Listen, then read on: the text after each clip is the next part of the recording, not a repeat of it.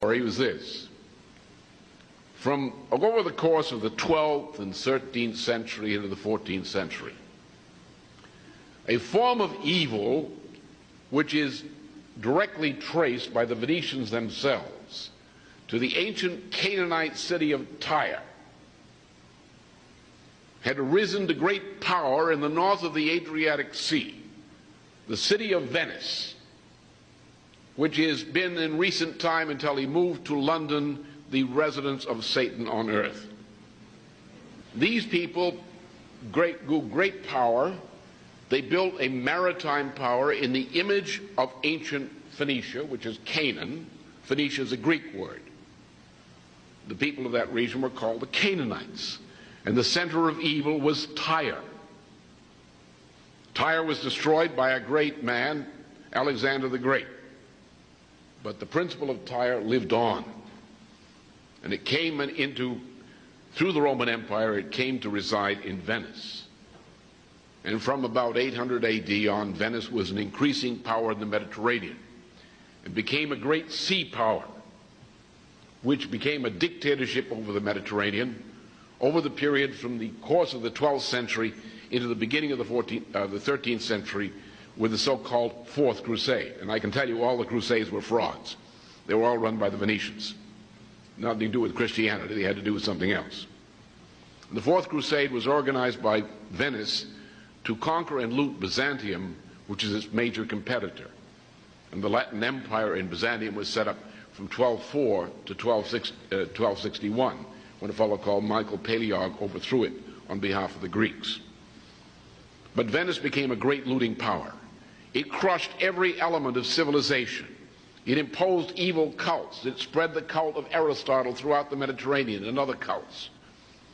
It looted everything. It imposed its debt every place. It manipulated nations into making war on one another. They weren't real nations, but they were whatever passed for at that time. They plunged Europe into war and usury and looting and bestiality and cruelty. And nothing could seem to stop it. The political institutions of Europe collapsed at about 1250, or over the period 1250 to 1267, in a series of wars. A leading figure of the late 13th century and early 14th century, Dante Alighieri, typified those who fought desperately to save civilization from this pestilence of Venice and the Venetians' Mongol allies, who are attacking Europe from the west, from the east. Venice's power grew. Dante was probably murdered by the Venetians after a trip into Venice and its area. The ideas of Dante lived on through various networks. Not only Dante, but there were great Franciscans and others who continued the tradition, the Augustinian tradition, and developed it then as before. Then in the middle of the century, the 14th century, the whole system collapsed in a chain reaction of bankruptcy, starting with the King of England discovering, by checking with his priest, that not only was usury a mortal sin, but that he, as the King of England, by continuing to pay his debts to usury, was actually contributing to the eternal damnation of the soul of his creditors.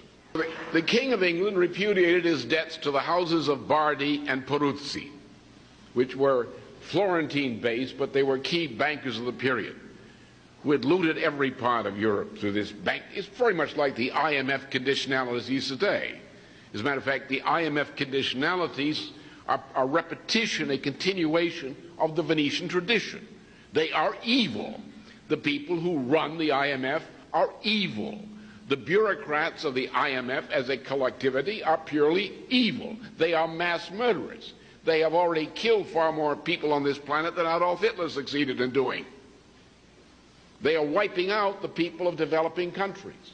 What they've contributed to with their English masters, including Linda Chalker, who is the colonial minister, they call it overseas development now, but she's really the colonial minister, from the House of Lords, who was given to us by Lady Thatcher, who was reputed to be a witch because she succeeded in transforming a merely bankrupt England into a rubbish heap.